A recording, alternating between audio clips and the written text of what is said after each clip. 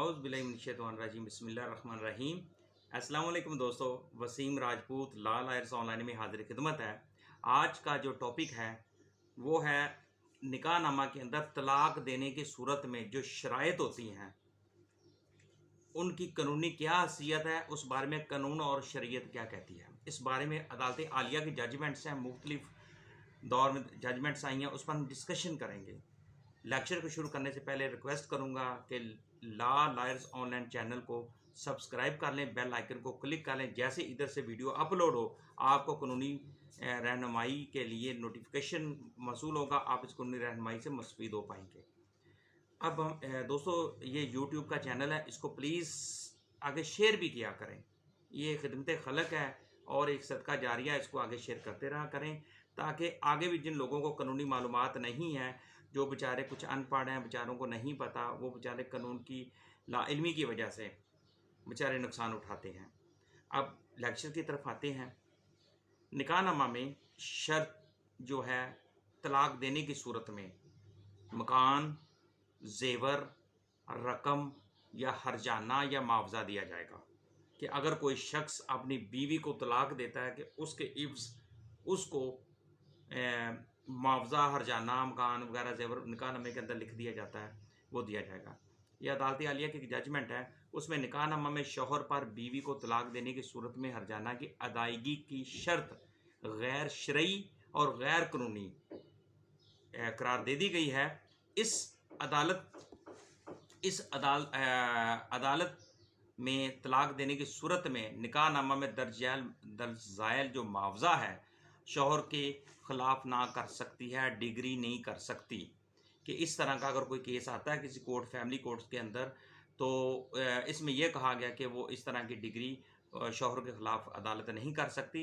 2022 की जजमेंट है CLC 729, इसमें से मज़ीद रेफरेंस दिए गए हैं PLJ 2021 लाहौर 485, यानी कि इसमें 5 लाख रुपए की रिकवरी का इशू था। अगर मर्द तलाक देता है तो 5 लाख रुपए हर्जाना अदा करेगा। तो ऐसी जो शराइत हैं उनको गैर शरई और गैर कानूनी ऑनरेबल कोर्ट ने करार दे दिया है।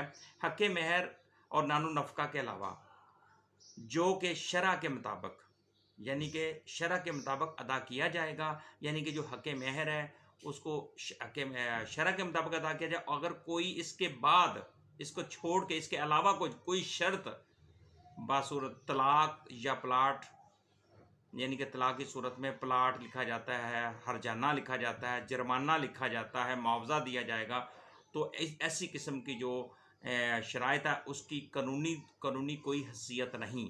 एक और जजमेंट है जिसमें सुप्रीम कोर्ट पाकिस्तान ने बताया कि ऐसी शराइत गैर कानूनी हैं, इनकी कानून के अंदर किसी किस्म की कोई कानूनी हैसियत नहीं है। 2008 SCMR 186।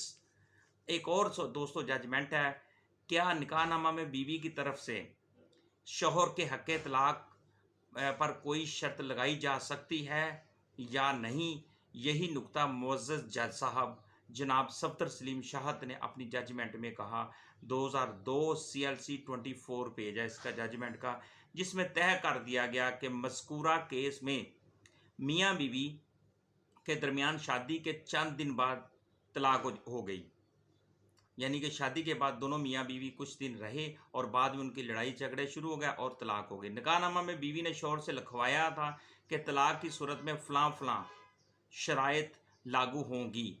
मसलन जेवर लिखवा लिया गया, मकान लिखवा लिया गया, घर लिखवा लिया गया, प्लाट लिखवा लिया गया, या हर्जाना की सूरत में वो इतना हर्जाना अदा करे, 5 लाख, 10 लाख, 20 लाख, 50 लाख, बेतहाशा इस तरह के केसेस वगैरह आते हैं। लोग भी जब निकाह करते हैं तो शराइत लिख दिए जाते हैं। और एक दोस्तों मैं आपको बता दूं, मोस्टली लोग जो इस तरह की शराइत लिखवाते हैं, कुछ लोग माशरे में ऐसे हैं जो लिखाते हैं कि वो कुछ शादी की और कुछ दिनों के बाद तलाक ले ली, यानी कि हालात इस तरह के कहते हैं, मर्द बेचारा मजबूर होकर डिवोर्स दे देता है, तलाक दे देता है। बाद में वो ये जो है हालात वाक़यात होते हैं, उसके बाद वो लड़की अदालत में केस कर देती है, जनाब हमने तो ये शर्त लिखी थी, मर्द ने कहा था ठीक है जी हम इसके इवज़ ये चीज़ देंगे।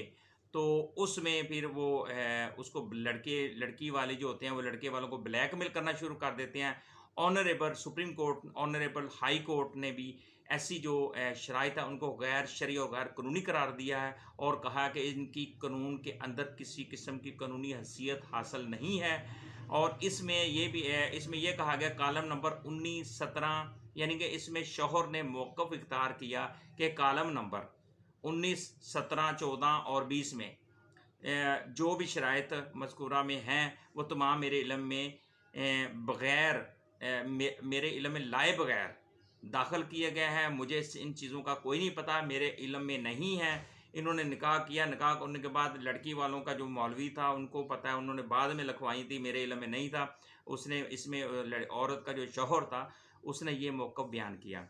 अब इस बाबत क्या होता है कि शौहर कोई माकूल शवाहद रिकॉर्ड ना ला सका, लेकिन मुअज़्ज़ज़ अदालत ने कॉलम नंबर 19 की हद तक तय कर दिया कि कोई भी कि तलाक का जो हक़ है वो अल्लाह ताला की तरफ से अता करदा है। ऑनरेबल कोर्ट ने बड़ी खूबसूरत बात की, तलाक का जो हक़ है यह खुदा की तरफ से अता करदा है और इस पर किसी किस्म की भी कदग़न नहीं, इस पर कदग़न नहीं लगा सकते और इसमें से कोई भी इंटरफेयर नहीं कर सकता। शरीयत ने इसी का हक़ दिया है मर्द को कि वो अगर हालात वाक़यात अगर मियाँ बीवी आपस में नहीं बच सकते, नहीं उनका गुजारा होता, नहीं रह सकते, तो वो एक दूसरे से अलहदगी इख्तियार कर सकते हैं और निकाहनामे के अंदर इस तरह के जो भी शराइत होंगी उसकी कोई कानूनी और शरई हालत अहमियत नहीं होगी, हैसियत हासिल नहीं होगी।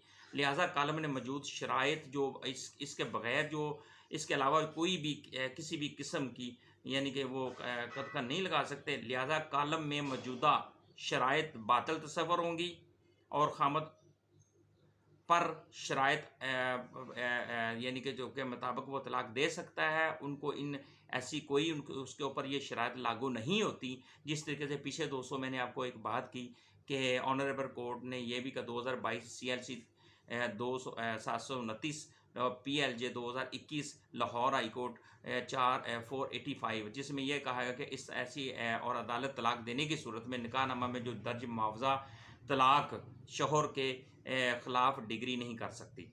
इसी तरह ये 2018 की जजमेंट है, 2018 CLC 1844 है।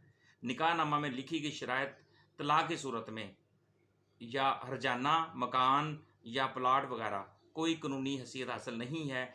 ऐसी शराइत जो हैं वो बातिल हैं, बातिल तस्वर होंगी और गैर कानूनी है, गैर शरई हैं। तो दोस्तों हमारे माशरे के अंदर इस तरह के बेतहाशा यानी कि सवालात उठते हैं कि निकाहनामे में वो बाद में लड़की लड़का जब निकाह हो जाता है बाद में लड़की वाले मौलवी के साथ मिल के वो शराइत लिख लेते हैं। उसमें ये भी शर्त लिख देते हैं जी अगर मर्द खर्चा नहीं देता, 50,000 नहीं देता, लाख नहीं देता, लिखवा लिया जाता है मर्द से। यानी कि जो हक़ महर के अलावा वो तो शरीयत में है, शरअ के मुताबिक है, वो अदा करना ही है। अब उसके बगैर जो शराइत लिखी जाएंगी, लोग कहते हैं यार वो तो निकाह उसके अंदर मकान लिख दिया है, तलाक की सूरत में मकान देंगे, तलाक की सूरत में 50 लाख रुपया देंगे, तलाक की सूरत में प्लाट देंगे, तलाक की सूरत में 20 तोले सोना देंगे, तलाक की सूरत में और उसकी जो भी शराइत है उसके घर के 1 घर, 2 घर, 3 घर, प्लॉट, ये सारा मुआवजा पैसा या बैंक में इतना जो पैसा वो सारा उसको मिलेगा जब 50 लाख है या जिस किस्म की भी शराइत लिख दी जाए। या तलाक के सूरत में बंदा अगर वो बंदा दूसरी शादी करता है, ये भी उसमें लिखा है अगर वो बंदा दूसरी शादी करेगा तो इतने पैसे देगा, वो भी शर्त के मुआवजे में आएगा। अगर बंदा दूसरी शादी करेगा को प्लाट देगा, वो भी शराइत इसी ज़िम्मे में आएगा। अगर बंदा दूसरी शादी करता है कि उसमें घर देगा, प्लॉट देगा, मुआवजा देगा, हर्जाना देगा या 50 लाख रुपया देगा, इस तरह की शराइत है, इनकी कानूनी कोई हैसियत नहीं है।